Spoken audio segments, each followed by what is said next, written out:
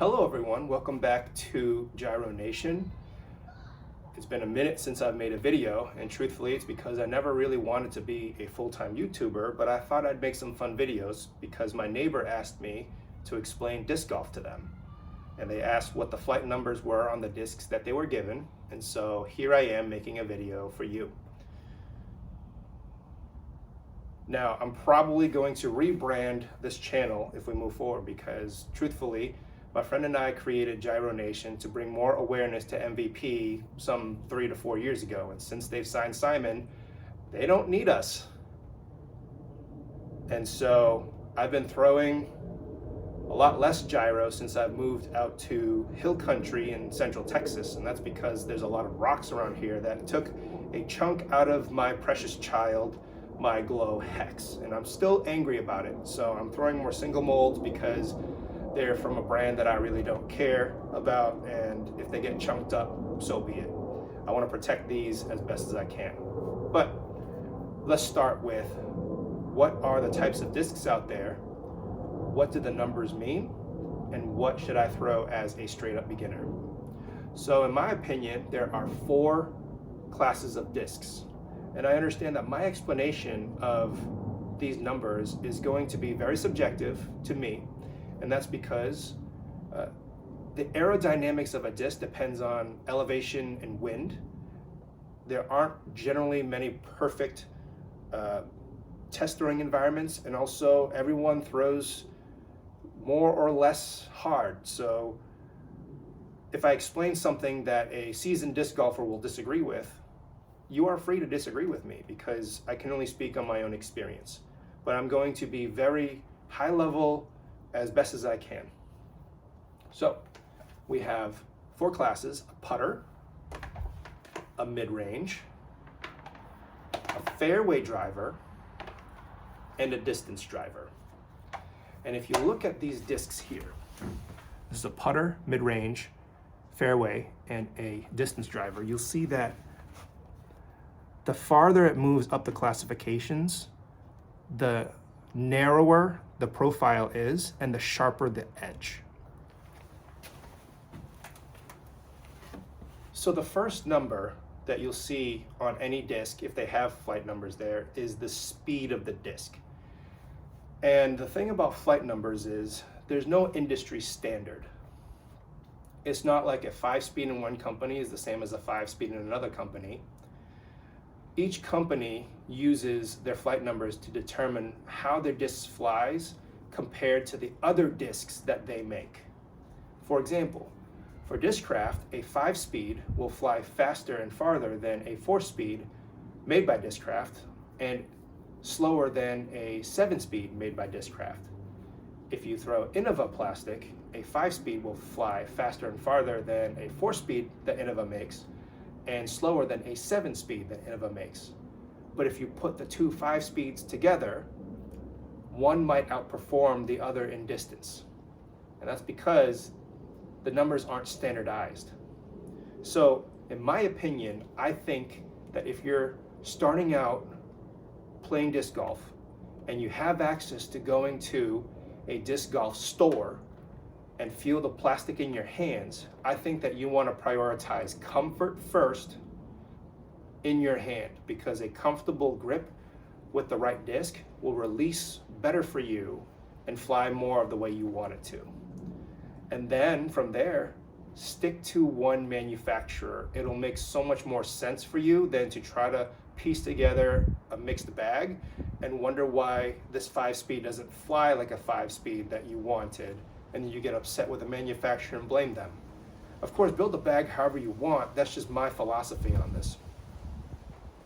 But you see here, let's just say for argument's sake and simplicity's sake that these are all 175 grams. So they're all the same weight. That means they're all the same mass. You'll see that the putter is thicker. It has a more rounded nose versus a high-speed driver, which is sharper and looks more like the wings of an airplane, and the rim is thicker.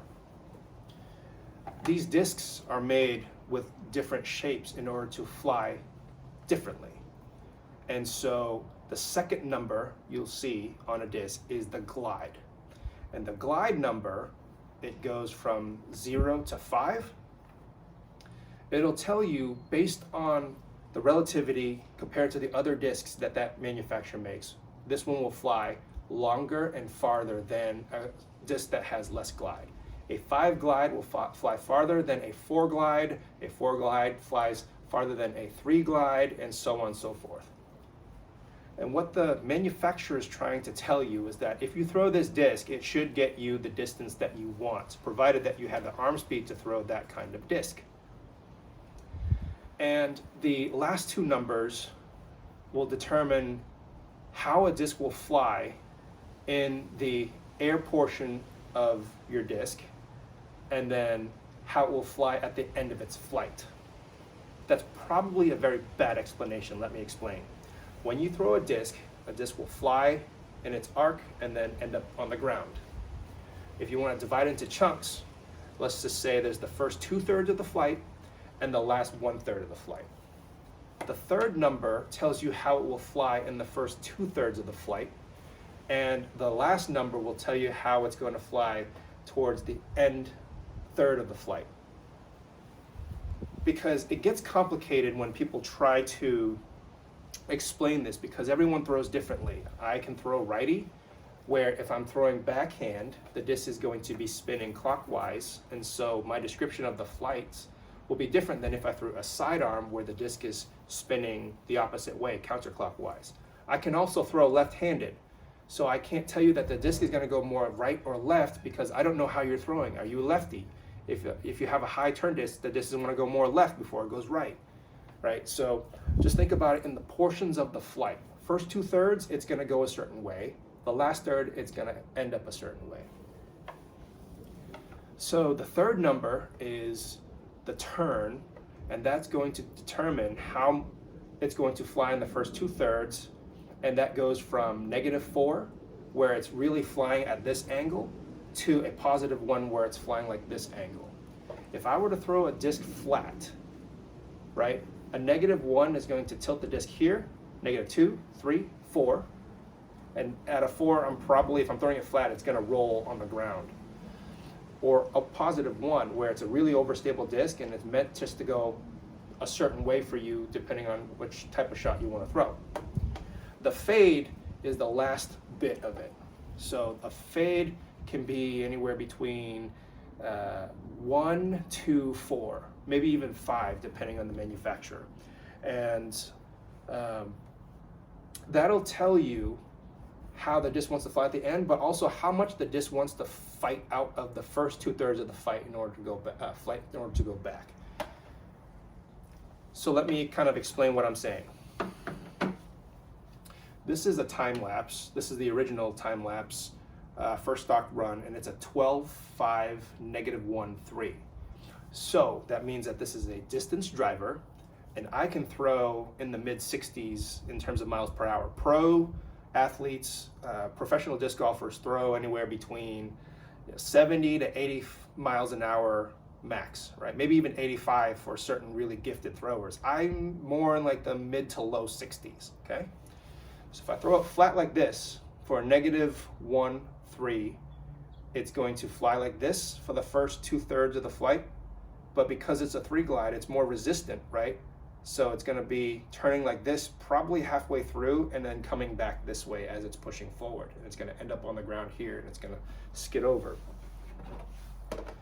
Versus a proxy, which is I think it's a 3301 in glow plastic.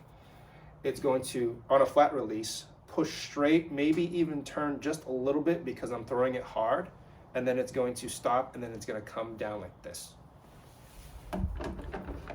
If I throw a proxy as hard as I can, this proxy, it's going to go about 330 feet maximum. And if I throw this time lapse as hard as I can, it's probably going to go about 420 to 450, right?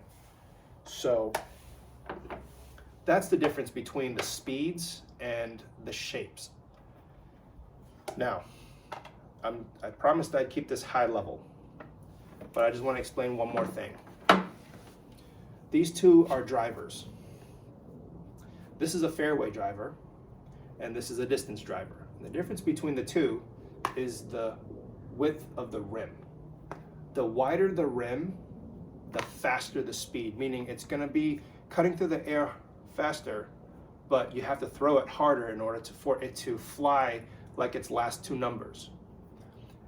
If I throw this disc at 48 miles an hour, it's going to want to go straight and then down with a hard fade because I didn't throw it hard enough. But if I throw this disc at that same speed, because it's slower, it might push a little more forward. It may act a little more like its flight numbers before it eventually goes to the ground. So think about that when you're an amateur. I think people who are just starting out within the first 6 months of their playing to throw nothing faster than a 5-speed mid-range. And here's the reason why. One, because you probably don't have the technique to throw the disc nose down. And nose down is important. If a disc is going this way, this is nose down. The nose of the disc, in relative to where it's traveling, is below the plane of its flight. If it's like this, then it's a nose up. And what's happening is, as it's cutting through the air, there's more air resistance here that's pushing on the back part of this disc, and it's causing drag. And when it causes drag, the speed of the disc slows down faster, and therefore it fades faster. It acts like that last third of its flight faster. You're not going to get as much distance. So you want to throw it nose down. Well, the thing about a mid-range is that it's quite blunt. And even if you throw it nose up, because it's so slow and wants to go to the ground, it might catch some air and lift it, and it'll push a little bit farther if it's a neutral 5-speed, and then eventually land on the ground and still get you about, 300 to 350 feet of distance.